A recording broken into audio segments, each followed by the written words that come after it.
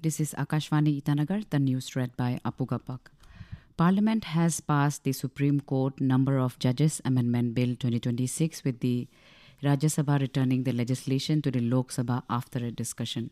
The Lok Sabha had passed it on Monday. The bill amends the Supreme Court Number of Judges Act 1956 for increasing the number of judges of the apex court from the present 33 to 37, excluding the Chief Justice of India. In May this year, President Draupadi Murmu had promulgated an ordinance to increase the number of Supreme Court judges from 33 to 37.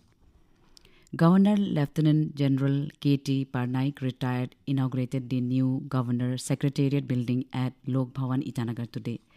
Chief Minister Pema Khandu, senior officers of the state government along with Governor Secretariat officials were present on the occasion. Dedicating the building to the people of the state, the governor said that Lok Bhawan truly belongs to the people of Arunachal Pradesh. He emphasized that the institution serves as a platform for dialogue, cultural exchange, youth engagement, and public outreach, bringing governance closer to the people.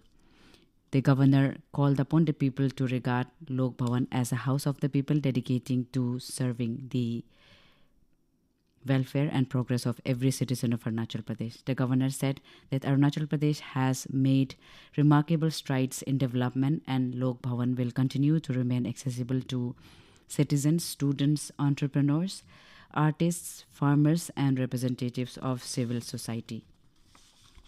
Minister for RD and Panchayati Raj Ojingta Singh, along with President of the Indian Rafting Foundation and United Rafting Asian Council, Shaukat Pal Sikand, today called on Chief Minister Pema Khandu to discuss preparations for the upcoming Asian Rafting Championship 2026 scheduled from 6 to 9 October at Boleng in Siang District. In a social media post, Ojing emphasized that the championship will present a remarkable opportunity to position Arunachal Pradesh as a leading tourism and adventure sports destination, showcasing the state's world-class river systems, breathtaking natural landscapes to the international community.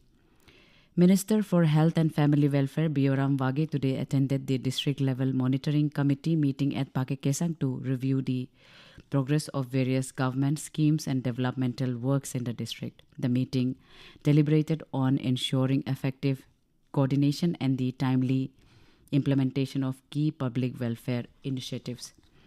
The Department of Animal Husbandry, Veterinary and Dairy Development has issued a statewide advisory after foot and mouth disease outbreaks were reported in East Kameng, Pakekesang, Papumpare and Dibang Valley, affecting Mithun.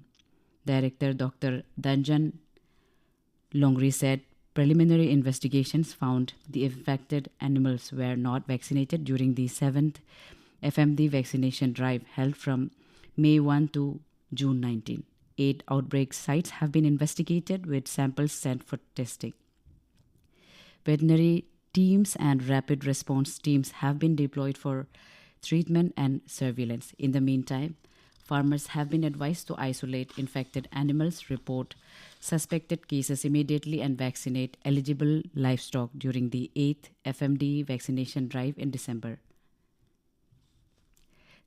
Kamle MLA Rotam Tibin today hosted an interaction program at Dolomuk to facilitate newly elected North Lakhimpur MLA Manab Deka, reaffirming the long-standing ties between Arunachal Pradesh's Kamle district and Assam's North Lakhimpur. Speaking on the occasion, Manab Deka said both Arunachal and Assam have constituted committees to resolve the long-pending boundary dispute and expressed confidence that an amicable settlement would be reached soon. MLA Tebin, who is also a member of the Boundary Resolution Committee, has reiterated his commitment to resolve the decade-old issue through coordinated efforts. A 6-member delegation of the Confederation of Service Associations of Arunachal Pradesh COSAP, K. Panjor District Unit handed over a check of 8 lakh rupees to K. Panjor DC Ankita Mishra at the District Secretariat building Yachuli yesterday towards relief and rehabilitation of families affected by the recent flash floods in the district. That's all in this news bulletin. Namaskar.